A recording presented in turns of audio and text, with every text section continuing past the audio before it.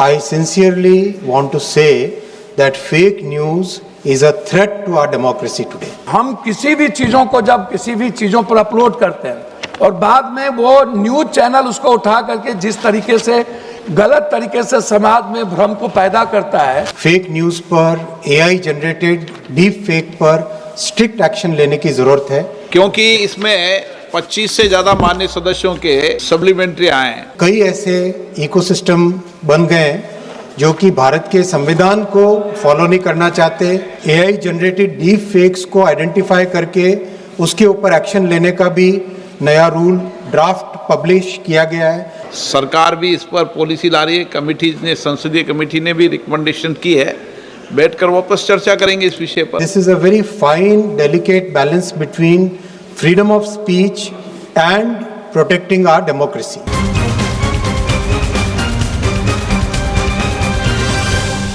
माननीय अध्यक्ष जी, सोशल मीडिया और फेक न्यूज़ के बारे में जो विषय माननीय सांसद जी ने उठाया है वो वाकई एक बहुत ही चिंताजनक विषय है।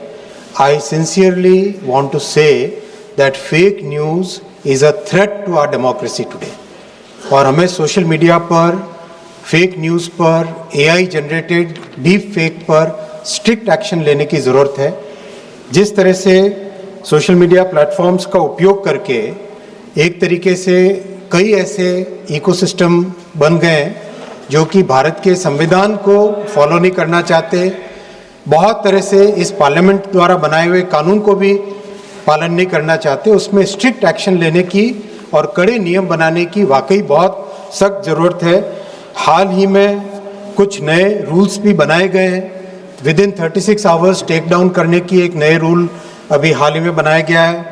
AI जनरेटेड डीप फेक्स को आइडेंटिफाई करके उसके ऊपर एक्शन लेने का भी नया रूल ड्राफ्ट पब्लिश किया गया है। Consultation is currently going on. Parliamentary committee ने भी बहुत अच्छा काम किया। मैं धन्यवाद देना चाहूँगा श्री निशिकांत दुबे जी को और कमेटी के सभी सदस्यों को। उन्होंने बहुत अच्छा डिटेल्ड रिपोर्ट कल ही सदन में रखी है जिसके अंदर कई अच्छे प्रस्ताव आए हैं, कानून को किस किस पॉइंट पे कड़ा किया जाए। माननीय अध्यक्ष जी, ultimately fake news, social media, इसमें this is a very fine delicate balance between freedom of speech and protecting our democracy.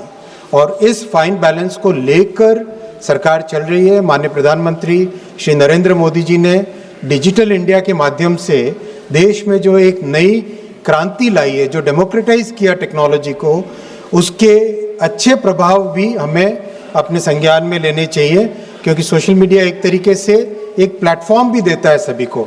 इन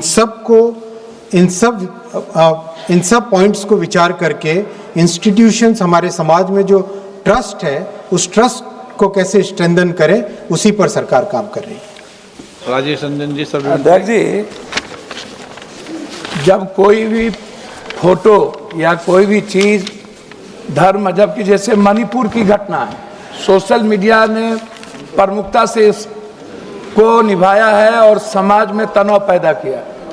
कोई भी फोटो अपलोड करने के पहले, जैसे AI में टाटा या बड़े बिजनेस में, ये प्रश्नकाल पूछो, प्रश्न पूछो आप। मैं वही कह रहा हूं अध्यक्ष जी कि जो लगातार मैं उसी बात, जैसे सट्टेबाजी की, महादेव ऐप जैसे मामले में बड़े स्टार्स और इन्फ्लुएंसर के युवा गैम्बलिंग सिखाया, कारण कर्ज में डूबे युवाओं को 18% आत्महत्या की वृद्धि हुई है।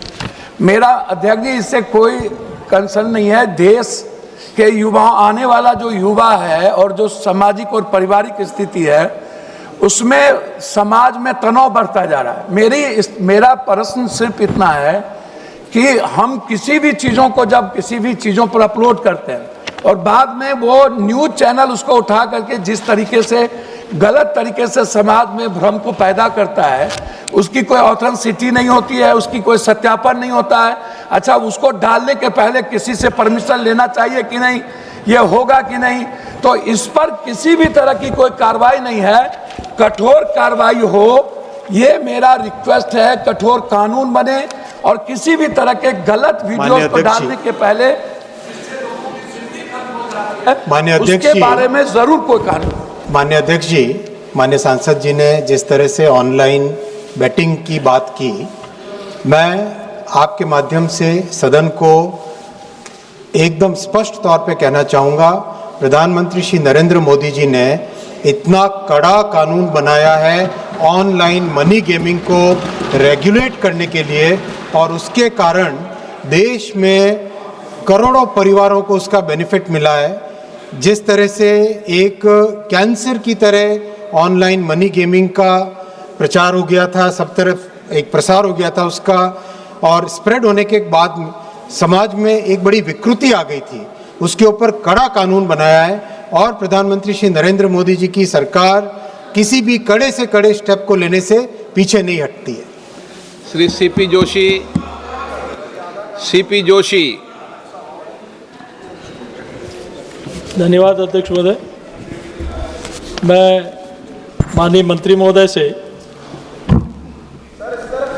5G को लेकर जो आपने बहुत स्पष्टीकरण पूरे राजस्थान और संसदीय क्षेत्र से संबंधित दिया, उसके लिए मैं आपका आभार प्रकट करता हूं, और माननीय प्रधानमंत्री जी का भी आभार प्रकट करता हूं कि जहां सुदूर क्षेत्र में नेटवर्क की समस्या थी, वहां हज़ारों सैकड़ों की संख्या में टावर लगे हैं।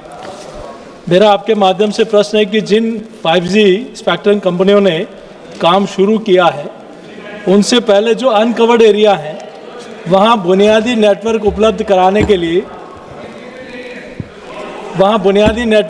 कराने के लिए सरकार इस बारे में कोई विचार कर रही है क्या? और यदि हाँ, तो इसके लिए जिन क्षेत्रों में नेटवर्क नहीं है 2G और 3G, वहाँ इसके लिए क्या विशेष समय सीमा डेडलाइन तय की है क्या? ये मेरा आपके माननीय अध्यक्ष जी, वैसे ये प्रश्न फेक न्यूज़ और सोशल मीडिया से संबंधित है, लेकिन मैं माननीय सांसद जी को मेरे साथ तो फिर माननीय संचार मंत्री जी इसका जवाब दें। ओके, श्री मणिकम टेगोर संक्षिप्त में, क्योंकि इसमें 25 से ज़्यादा मान्य सदस्यों के सप्लीमेंट्री आए हैं, कभी व्यवस्था से आप लगाइए। बहुत गंभीर विषय है, देश की युवाओं का चिंता का विषय, और सारी संसद इस पर चिंता व्यक्त कर रही है। सरकार भी इस पर पॉलिसी ला रही है, कमिटीज ने, संसदीय कमेटी ने भी रिकमेंडेशन की है। बैठकर वापस चर्चा करेंगे इस विषय पर। व्यापार